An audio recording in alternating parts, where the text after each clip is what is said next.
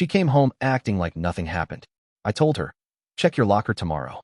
What she found ended our engagement and exposed her affair to everyone. I'm 34, and for the longest time, I thought I had life figured out.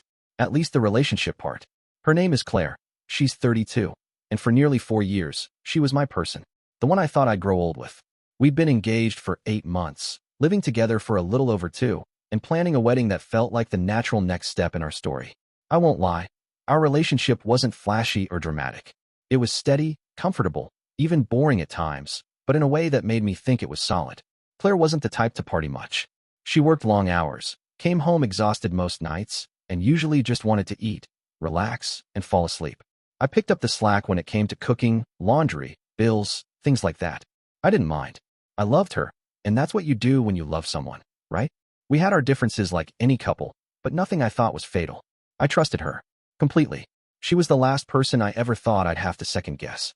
2 weeks ago, she brought up the idea of a girls' trip to Nashville.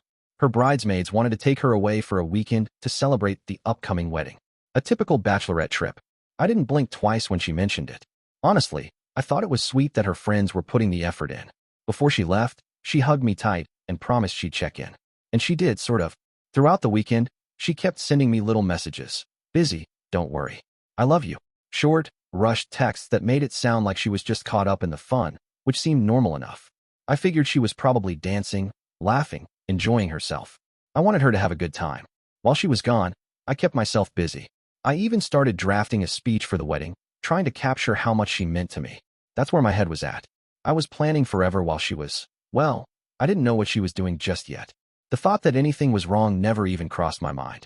I wasn't the jealous type. If Claire said she was with her friends, then she was with her friends. If she said she loved me, I believed her. Looking back now, I realize how blind I was. All the little red flags I brushed off as nothing. Those sudden late-night texts to a friend, the weekend she said she needed space, the way she sometimes seemed a little too protective of her phone. I chalked it up to stress, to her being tired, to normal relationship quirks. But at that time, I felt lucky. I thought I was building a life with someone who valued me the same way I valued her. And when she left for that bachelorette trip, I kissed her goodbye at the door with zero doubt in my heart.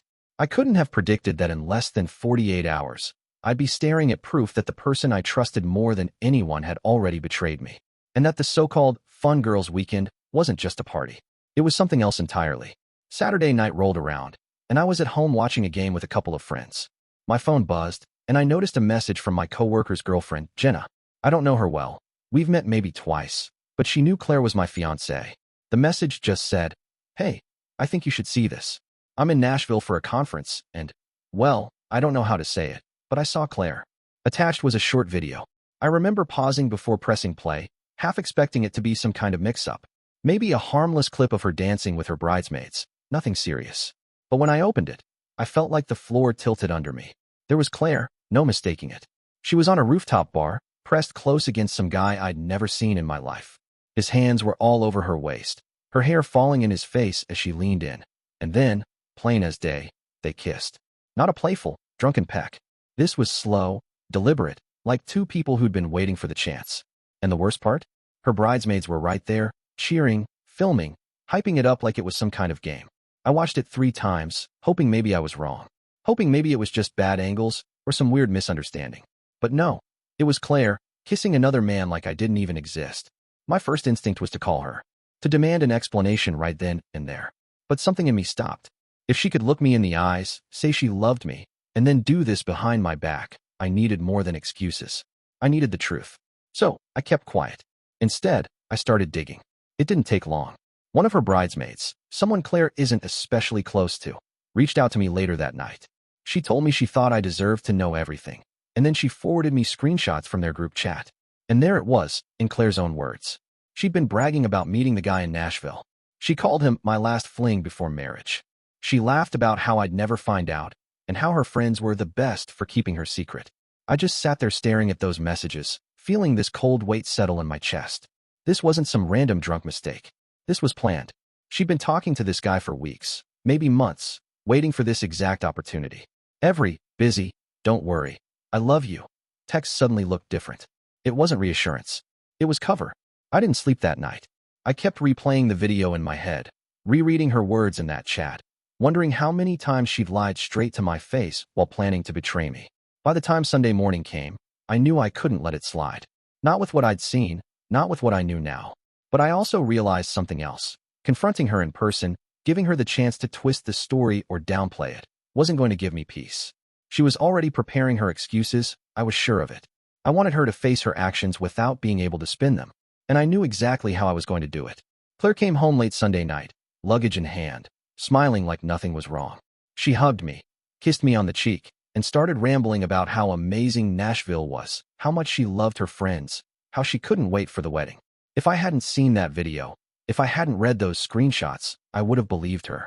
She looked me dead in the eyes with the same face I'd fallen for years ago, and for a moment, I wondered how many times she'd done it before, lied so smoothly I never thought to question it. I didn't confront her. Not yet. I just nodded, listened, and even helped her carry her bags inside. At one point, she leaned over and kissed me like she always did, soft and routine, as if she hadn't been kissing someone else 24 hours earlier. That was the moment I knew. If she could act this normal after everything, I needed to make sure she couldn't talk her way out of it. So I waited. The next morning, after she left for work, I put my plan into action. I'd already printed out everything, the screenshots from her group chat, stills from the video, and even some proof of earlier conversations she'd had with that guy, which I found hidden in her Venmo history. She'd sent him money with little notes like brunch or coffee, but they weren't hard to decode. I gathered it all, sealed it in a large envelope with her name written across the front, and drove to her workplace. I didn't hand it to her directly. I dropped it off at the front office with instructions to place it in her locker.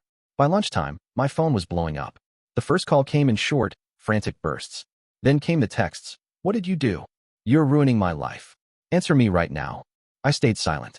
Finally, she called again, this time screaming so loudly I had to hold the phone away from my ear.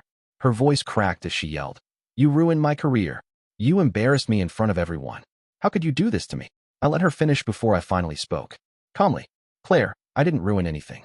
You did. All I did was make sure you couldn't lie your way out of it." She went quiet for a second, then muttered, "It was just a kiss. You're so insecure. You're overreacting." Those words stuck with me. Just a kiss. After everything I'd seen, her bragging about a last fling, sneaking around with this guy for weeks, she still thought she could minimize it, spin it, make me feel like the problem. I didn't argue. I didn't yell.